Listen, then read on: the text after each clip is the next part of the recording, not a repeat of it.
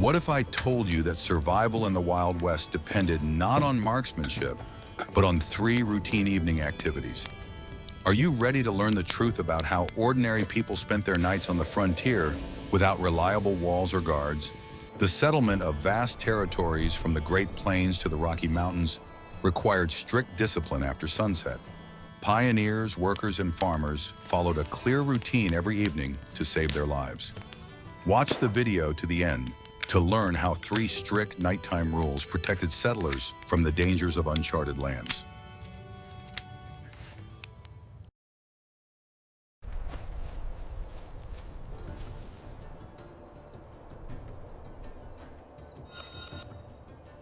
The hidden truth that everyone keeps quiet about is that a light in a window in the Wild West was not a symbol of comfort, but a beacon for threats. Historical evidence suggests that a bonfire or burning lamp could be seen for miles around in flat terrain. Therefore, the first rule of survival was to completely extinguish or mask any sources of light immediately after sunset. This rule applied not only to light shelters, but also to permanent structures, such as the Dawes family's sod house in Nebraska. This real-life sod house had special shutters that closed tightly from the inside. Inside such houses, settlers tried to finish all their work before it got completely dark.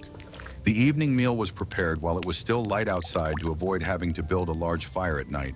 The fire in the hearth was not completely extinguished, as this would have required a lot of effort to rekindle it in the morning.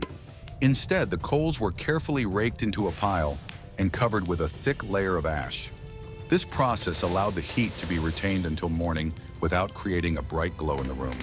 In camps near wagons, light discipline was even more strictly enforced. Designated guards made sure that all fires were securely covered with earth. Any spark carried by the wind could not only reveal the location of the camp, but also cause a fire in the dry prairie. Therefore, the place for the fire was always chosen in a natural depression, or a special pit was dug for it. Such an earthen oven perfectly hid the flames and retained the heat for morning cooking. Camouflaging the light was important not only to protect against unwanted guests, but also to preserve night vision. The human eye adapts to darkness in about half an hour, after which it allows you to distinguish silhouettes in the light of the stars. A bright flash of light instantly destroyed this adaptation, leaving a person blind in the dark for a long time. The settlers understood this physiological feature well and tried not to look at open fires in the evening.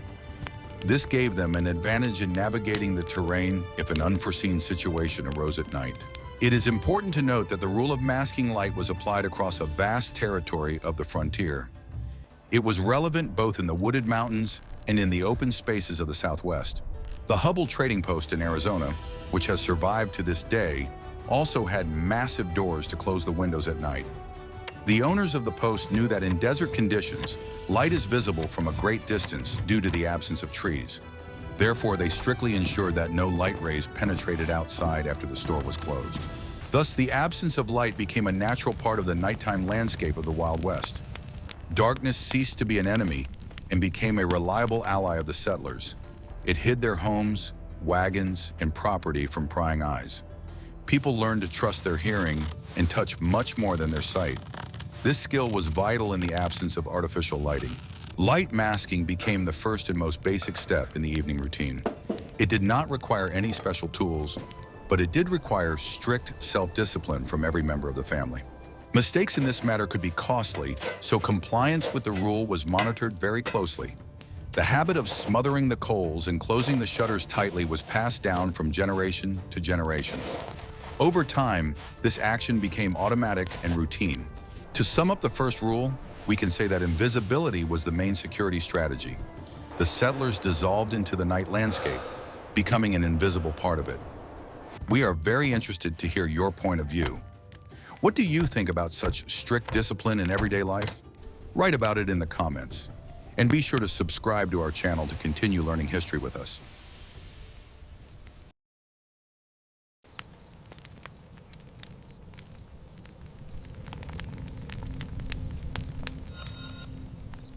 Are you ready for the shocking truth? After the lights were turned off, it was time for the second most important rule, which was to physically fortify the dwelling. A regular lock was not considered reliable protection in the wilderness, where there was no help to be found. The doors of settlers' homes were almost never locked with just a key, as this was not enough. Instead, a system of massive bolts and heavy beams was used, which were installed across the doorway.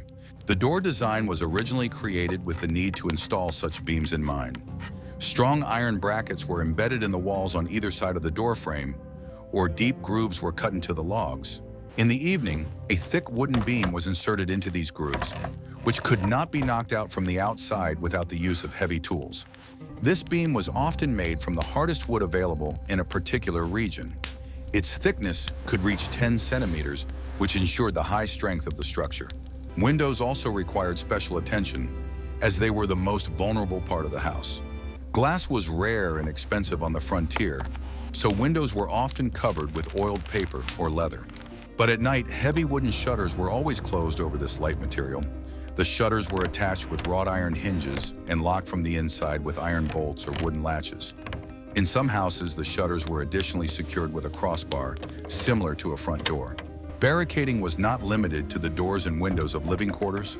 All outbuildings where supplies or tools were stored were also securely locked at night. It is historically confirmed that the old Fort Bend in Colorado closed its massive gates with wooden beams every night. This trading post was square in shape with blank exterior walls, where all the windows faced the courtyard. This architecture was itself part of the night security system, restricting access from the outside. In houses with earthen floors, the door was often reinforced in an additional way. A small depression was dug in front of the door, into which a strong stake was inserted at night. This stake rested against the door at an angle, creating a strut that could not be moved from the outside. This method was especially popular in temporary huts, where it was not possible to install complex bolts. It required minimal effort, but significantly increased the door's resistance to physical impact. Preparing for the night also included removing all valuable items from the yard. Tools, harnesses, and kitchen utensils were brought inside the house or stored in lockable sheds. Items left outside could attract attention and provoke theft under the cover of darkness. Keeping the yard tidy also reduced the risk of someone tripping over a forgotten item in the event of a nighttime alarm. A clear space around the house allowed for better control of the approaches to the dwelling. Barricading was a routine process in which all family members participated. Usually this task was performed by the head of the family, while the rest checked that the windows were securely closed. The process took only a few minutes, but it created a clear physical boundary between the safe home and the dangerous street. The sound of the bolt being slid into place served as a signal to begin the night's rest. After that moment, no one was allowed to go outside unless absolutely necessary. It is important to understand that these fortifications could not withstand a prolonged and organized siege. Their main purpose was to prevent sudden intrusion into the premises. The bolts and beams gave the residents those precious seconds or minutes to wake up and realize what was happening. The time spent breaking down a barricaded door played into the hands of the defenders of the house. They had the opportunity to assess the situation and make the necessary decisions. The practice of reinforcing doors was widespread and became standard in frontier construction. Houses were designed to minimize the number of entrances and vulnerable points. Narrow windows and sturdy doors were not so much a tribute to architectural style as a harsh necessity. Even in more peaceful regions, the habit of locking massive bolts remained for decades. This routine gave people a sense of security and allowed them to sleep peacefully. The process of fortifying one's home was an integral part of every evening in the Wild West. How much do you think such daily procedures affected the settlers' sense of anxiety? In the next chapter, you will learn how settlers coped with the need to maintain absolute silence in the dark. This was the third and perhaps the most difficult rule of survival. Watch the video to understand the mechanics of sound masking.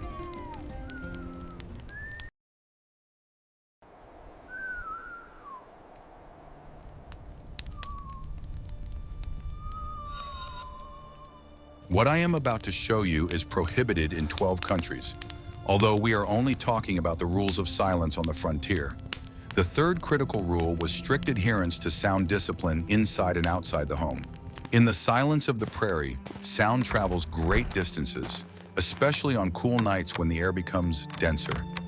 The creak of a poorly lubricated hinge, the bang of a tool, or a loud conversation could reveal the location of a farm. Therefore, settlers developed a special system of behavior that minimized any accidental noise after dark. One of the most unique practices was the use of special silencers for household items. Metal buckets used to draw water from wells were often wrapped in thick cloth or burlap. This prevented loud clanging in case the bucket accidentally hit the wall of the well or wooden floorboards. Door hinges and bolts were regularly lubricated with animal fat so that they opened and closed completely silently.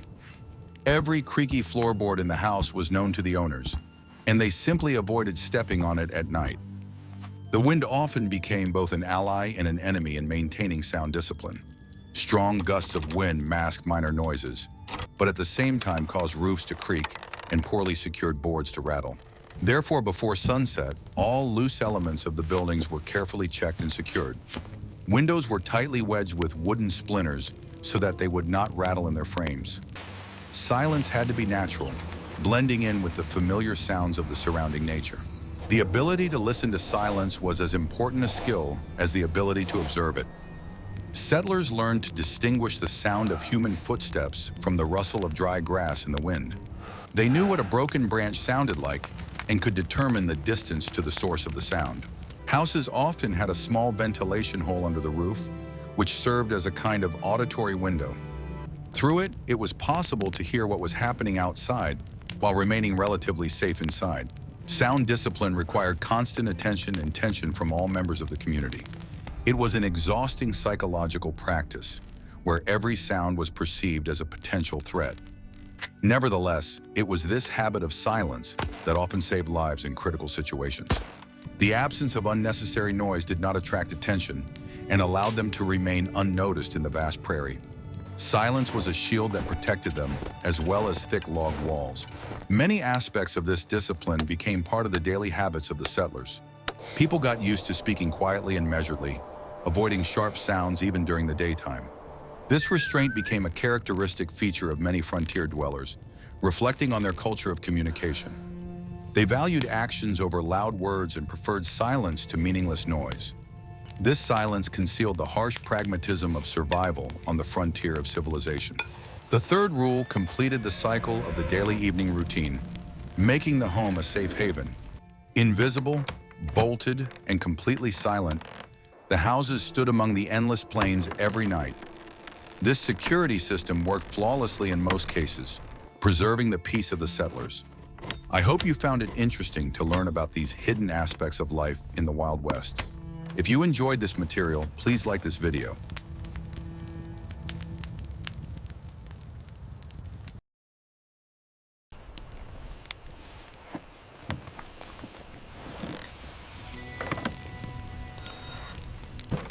Guess what happened next when the rules of silence began to apply not only in homes but also in the field? Organizing overnight stays in wagon camps required a completely different approach to sound masking.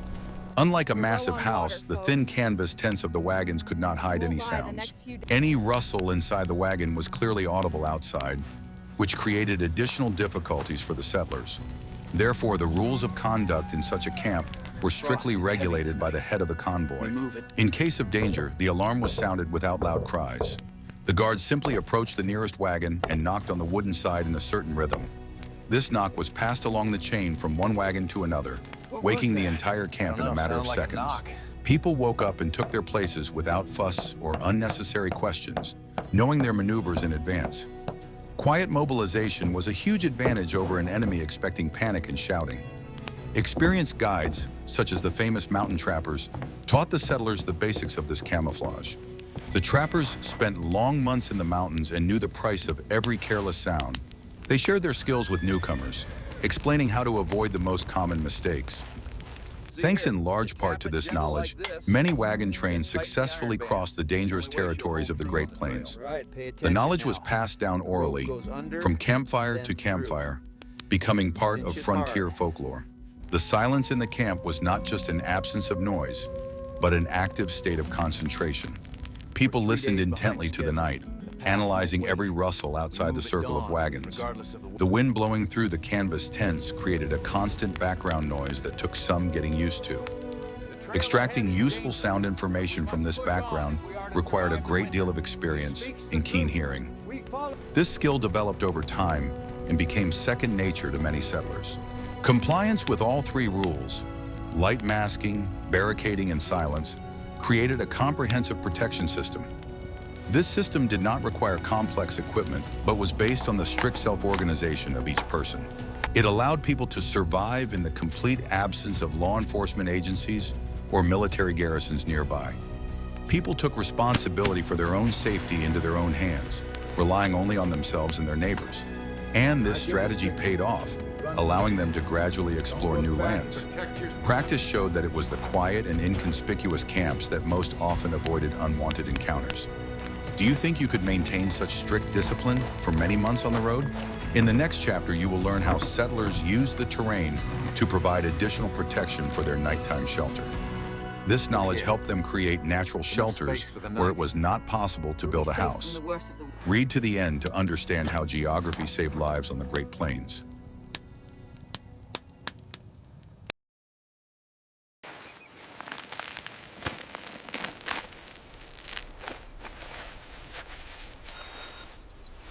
Choosing a place to spend the night or build a house was not a random decision, but a deliberate tactical move.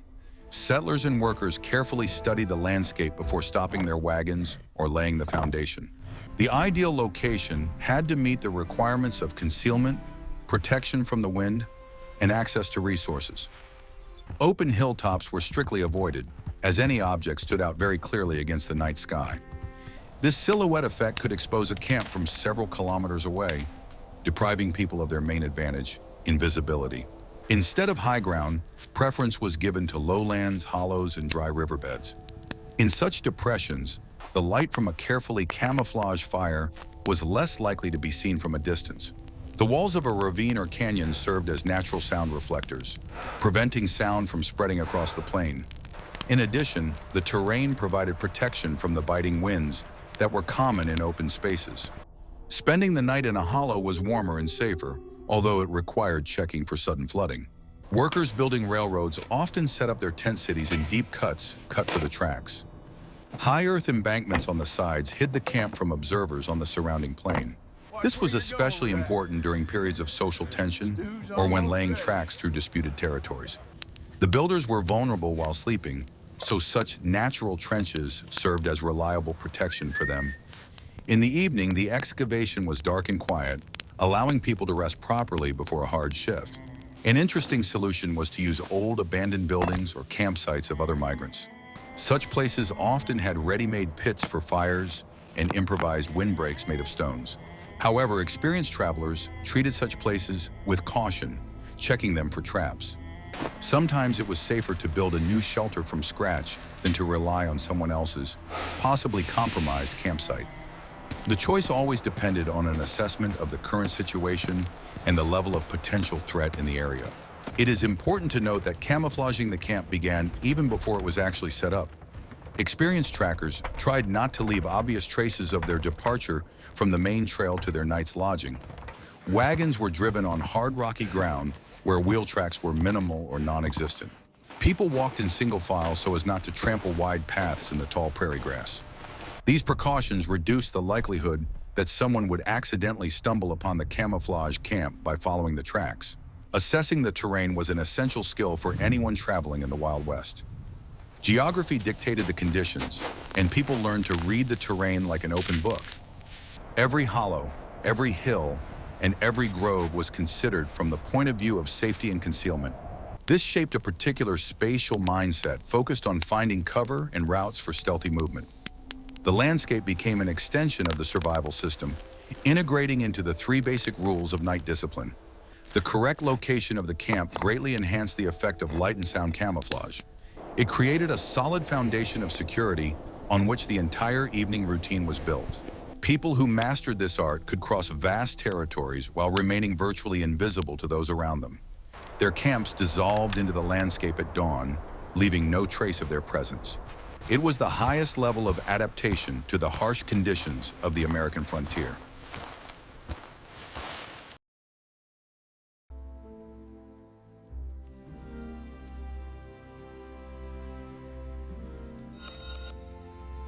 Want to know a secret that will change your life if you ever find yourself far from civilization? Camouflage and silence would be useless if chaos and disorder reigned inside your home or wagon. Clear organization of space was an integral part of the evening routine and a guarantee of survival in an emergency. Every item in the dwelling had its own designated place, and it was mandatory to return it there after use. This allowed people to find the things they needed in complete darkness by touch, without making noise or wasting time. A supply of water for the night was always brought inside and placed in a safe place. A wooden bucket or clay jug of water stood in a corner where it could not be accidentally knocked over. Water was necessary not only for drinking, but also for extinguishing possible fires inside the dwelling. Having a supply of water on hand was critically important, especially if the house was far from a source. Going outside for water at night was considered a gross violation of safety rules on the frontier. Medical supplies and bandages were stored in a separate box known to all family members. These could be simple bandages made of clean fabric, herbal ointments, or strong alcohol for disinfection. Access to the first aid kit had to be unrestricted, so that first aid could be administered quickly in the dark. In conditions of isolation from professional medical care, every second was of great importance in the event of bleeding. Therefore, medical supplies were kept in order with particular care and strictness. The internal logistics of space in a small turf house or wagon were thought out down to the centimeter. The furniture was simple, functional, and often built into the walls to save limited space. Chests served as benches and tables, and beds were often arranged in several tiers. Wide aisles were always kept free of any obstacles for unhindered movement at night. Tripping over a forgotten chair in the dark meant not only getting injured, but also breaking the rule of silence. Preparing for the night also included mentally working through possible scenarios. The head of the family or the leader of the caravan often discussed plans in case of fire, attack, or storm. Everyone knew their role and responsibilities in an unexpected situation to avoid panic. Some were responsible for barricading windows, others for preparing tools, and still others for evacuating supplies. This mental modeling helped them keep their cool and act clearly and coherently in real danger. The routine of tidying up before bedtime also had an important psychological significance for the migrants. Performing simple, repetitive actions calmed the nervous system and helped relieve the tension of the day. The confidence that everything was in its place and the weapons were ready contributed to a more restful sleep. Control over their immediate surroundings gave the illusion of control over the harsh reality of the Wild West. Order contrasted with the chaos of the wild nature that surrounded the settlers on all sides. This strict organization of daily life was characteristic not only of the pioneers, but also of military forts. Garrison regulations required barracks to be kept in perfect order, ready for immediate action in case of alarm. The settlers adopted these army habits, adapting them to the conditions of life on remote farms. Discipline was a universal language of survival, understood by every frontier dweller regardless of status. It shaped a special type of people, focused, pragmatic, and always ready for action. Order inside the home was not a whim, but the final touch in the picture of nighttime safety. Have there been situations in your life when strict order helped you quickly orient yourself in an emergency? In the next chapter, you will learn how settlers coped with harsh weather conditions at night. Nature often posed no less of a threat than people or the unknown outside the walls. Watch the video to understand what climatic challenges awaited the pioneers in the dark.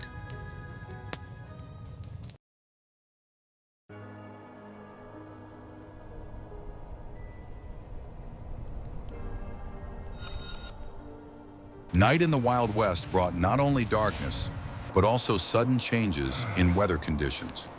On the Great Plains, the temperature difference between day and night could reach 30 degrees Celsius.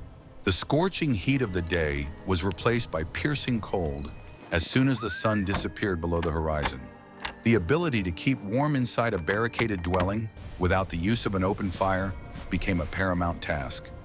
People relied on the insulating properties of their homes and their supply of warm woolen blankets. Sod houses, so popular on the prairies, demonstrated excellent thermoregulatory properties. Thick earthen walls slowly released the heat accumulated during the day, maintaining a comfortable temperature inside. Log cabins required careful caulking with clay and moss to prevent drafts at night. The situation was more difficult in wagons, so settlers often slept in thick winter clothing. Retaining body heat was critical to preventing hypothermia during sleep. Winter nights brought severe blizzards and extremely low temperatures typical of the North. Snow could cover the house up to the roof, completely blocking the doors that had been barricaded in the evening. For such cases, a shovel was always kept inside so that the exit could be dug out in the morning. Inside, the temperature could drop below zero if the coals in the hearth cooled quickly. Survival on such nights depended on the quality of the building and the availability of sufficient warm clothing. In the desert areas of the Southwest, the night cold was also a serious challenge for the settlers. The lack of moisture in the air led to rapid cooling of the Earth's surface after sunset. Buildings made of sun-dried adobe bricks were excellent at retaining daytime heat. The massive walls of forts and trading posts provided a comfortable microclimate in the sleeping quarters. However, workers who slept in tents by the railroad suffered greatly from these temperature swings. Climatic factors directly influenced the routine of preparing for the night. Before sunset, the sky and wind direction were always assessed to forecast the weather. If a storm was expected, additional measures were taken to reinforce the roof and shutters. Wagons and camps were often tied together with ropes for greater resistance to gusts of wind. Checking the airtightness of the dwelling was as important a procedure as securing the beams in the doors. Battling the weather was a constant backdrop to life on the frontier, requiring endurance. Settlers learned to accept the whims of nature as a given, something they simply had to be prepared for. A reliable shelter was the only protection from the elements raging in the darkness beyond the walls. The ability to adapt to the local climate was more important than any other survival skill. Those who neglected to prepare for the nighttime cold or storms often paid for it with their health. The climate was an unpredictable factor that made adjustments to the ideal safety rules. It forced people to be flexible and constantly improve their methods of protection from the cold and wind. A night storm was a harsh test of endurance that had to be passed regularly. Waiting for dawn in a cold house was a common occurrence for many generations of the country's builders. Morning brought warmth and relief, marking the victory over another difficult night.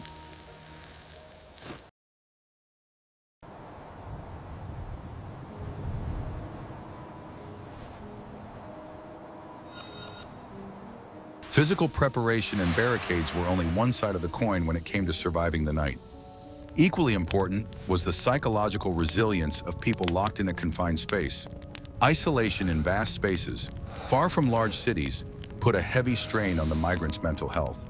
The darkness and silence beyond the walls forced the imagination to paint the darkest pictures of possible threats.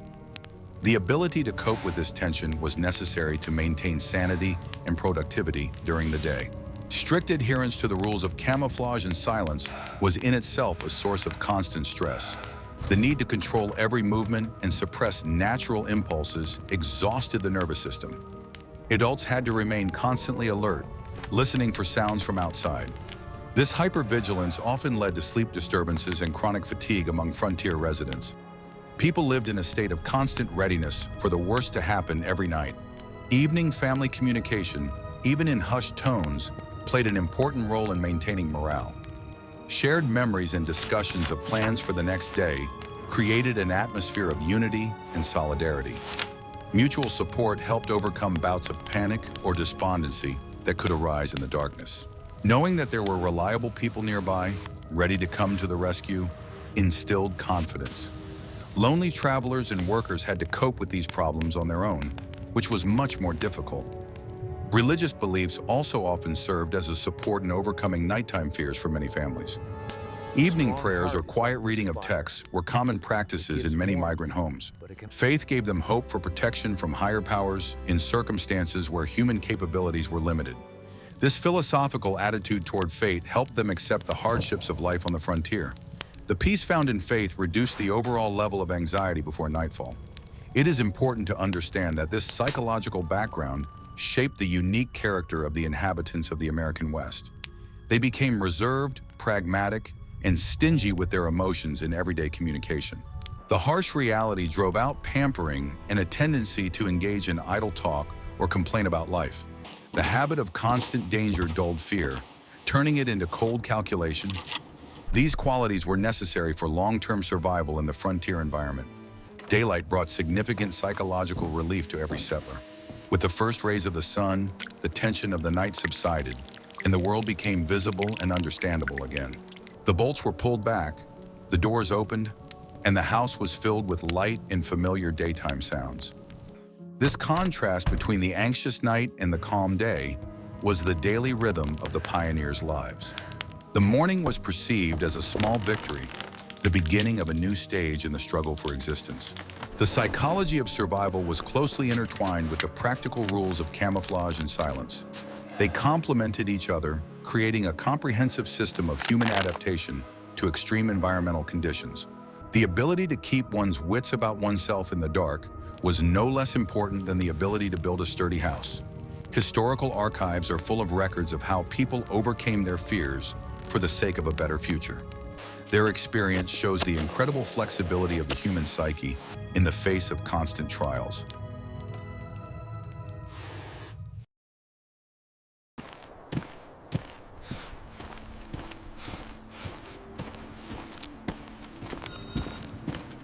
Successful compliance with nighttime rules depended directly on careful preparation during daylight hours. Survival at night began in the morning, when the entire work schedule for the farm or fort was planned. Tasks were assigned so that all critical work would be completed before sunset. No work was to require the use of open flames or loud tools in the evening. Daytime hours were used as efficiently as possible to ensure safety in the coming darkness. Firewood was chopped and charcoal was prepared for the stove exclusively during the day. Chopping wood was a noisy process that attracted attention, so it was forbidden to postpone it until the evening. Logs were stacked in a woodpile next to the house, and the necessary supply was brought inside in advance. This eliminated the need to go outside in the dark to fetch fuel to maintain a minimum level of heat. Similarly, repairs to tools that required hammering or sawing were carried out during the day. Inspecting the perimeter and checking the condition of the fortifications was a mandatory daily procedure. In large structures, such as Fort Laramie in Wyoming, special patrols regularly inspected the walls and gates. Any damaged hinges, cracked boards, or weakened bolts were immediately repaired by carpenters. On ordinary farms, this work was done by the owners themselves, who inspected their property every day. Preventing damage was more reliable than trying to repair a bolt in the middle of the night in an emergency. Taking care of water also required planning during daylight hours. Trips to the stream or well were made during the day to fill all available containers in the house. Water was needed for drinking, cooking, washing, and in case of an unexpected fire. Settlers tried to minimize the number of trips outside the protected perimeter. In the evening, the door was closed tightly, and the water supply had to last until the next morning. Meal preparation was often planned with fuel and time savings in mind for the evening. Lunch was the main meal, when it was possible to build a proper fire and cook hot soup. Dinner usually consisted of cold leftovers from lunch, dried meat, crackers, or cheese. This made it possible to avoid lighting a bright fire in the hearth after dusk. Such a diet was simple, but it fully met the requirements of strict light masking. Daytime was also used to exchange information with passing travelers or neighbors. People learned news about the movements of gangs, the condition of roads, or weather anomalies in the region. This information was analyzed and taken into account when preparing for the coming night. A warned person could reinforce the barricades or organize additional night watch. Communication was an important tool for ensuring safety in vast, sparsely populated areas. Maintenance of equipment and lubrication of door hinges were carried out in good daylight. Animal fat was carefully rubbed into metal parts to prevent squeaking. Attention to such details distinguished experienced settlers from careless newcomers to the frontier. It was these details that made up a reliable system of sound discipline throughout the house. The daily routine was subordinated to one main goal: to make nighttime isolation as safe and peaceful as possible. In the wagon camps, the canvas awnings were inspected during the day for holes and tears. Any gap could let candlelight escape or allow the piercing wind to enter the wagon. The women carefully sewed up the damage with coarse thread, restoring the integrity of the shelter. During the day, all kerosene lamps, if available, were also checked and cleaned. Their glass was wiped clean of soot, and the wicks were trimmed to ensure even burning without sparks. Mental preparation for the evening routine also took place during the day. People gradually reduced their activity, moving from heavy physical labor to more peaceful household chores. This transition helped the body prepare for the upcoming rest and relieve muscle tension. The rhythm of life in the Wild West was strictly synchronized with the movement of the sun across the sky. Nature dictated the schedule, and any deviation from it could cost a person their life or health. In summary, it can be said that safety at night was forged in the light of day. The three main rules of camouflage and protection were a logical continuation of careful daytime preparation.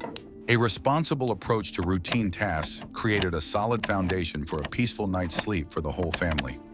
Experienced pioneers knew that a lazy day would inevitably lead to a restless and dangerous night. This principle of hard work and foresight was the basis for the successful development of new lands.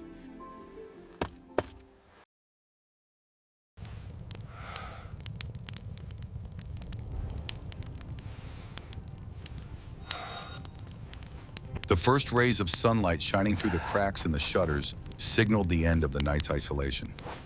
Dawn in the Wild West brought physical relief and a sense of gratitude for having survived the night. However, waking up in the morning was subject to strict rules that did not allow for haste and fuss. Leaving a barricaded house required caution and a preliminary assessment of the situation outside. No one opened the door wide immediately after waking up without first checking the perimeter. Usually, the head of the family was the first to approach the window and carefully open the heavy wooden shutters. He carefully inspected the yard, checking for signs of uninvited guests or damage to the buildings. Only after making sure that everything was safe did he remove the massive wooden beams blocking the front door. The sound of the bolt being moved served as a signal to the rest of the family that they could start their day. This ritual of removing the barricades was as mandatory as installing them the night before. After opening the doors, the house had to be aired out to get rid of the stale air that had accumulated over the long night. At the same time, the coals in the hearth were slowly stoked to prepare breakfast.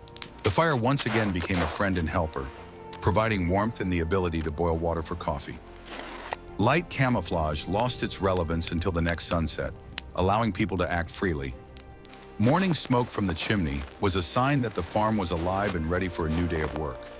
Morning was also the time to inspect the tracks around the house or wagon camp. Experienced trackers walked the perimeter, studying the prints on the ground left by animals or people. This allowed them to understand who had approached the camp under the cover of darkness and how close they had come.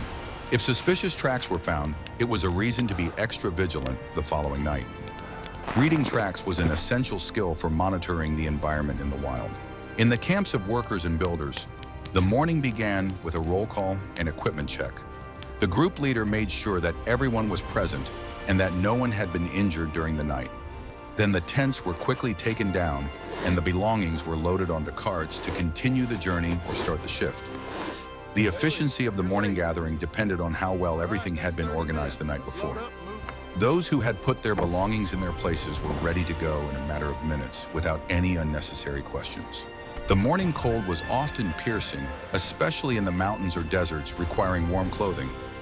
Muscles were warmed up while performing simple morning chores.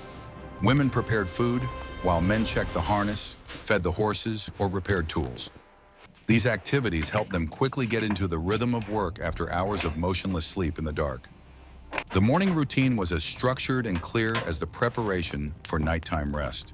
Daylight gave people back a sense of control over their immediate surroundings and space.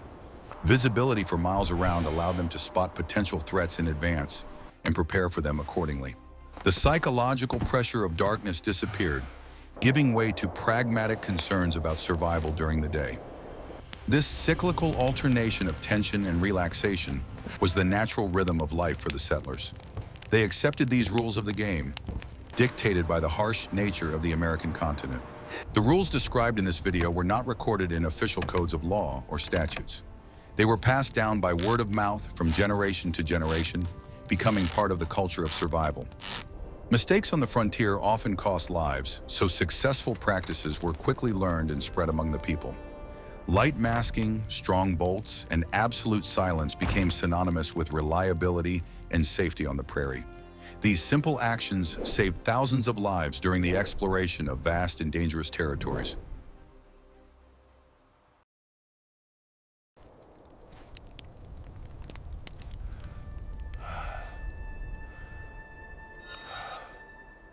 Today, when we look at old sod houses or fort ruins, we see only the remnants of a bygone era. It is difficult to imagine the level of stress and responsibility that weighed on the shoulders of ordinary farmers every night. Their story is one of daily overcoming fear and methodically following the rules of survival. Their safety engineering was primitive, but incredibly effective in conditions of scarce resources. They built their homes and their country on discipline and common sense. The experience of the pioneers shows how important self-organization is in critical situations far from society. Understanding their nightly routine gives us a deeper insight into the reality of life in the Wild West.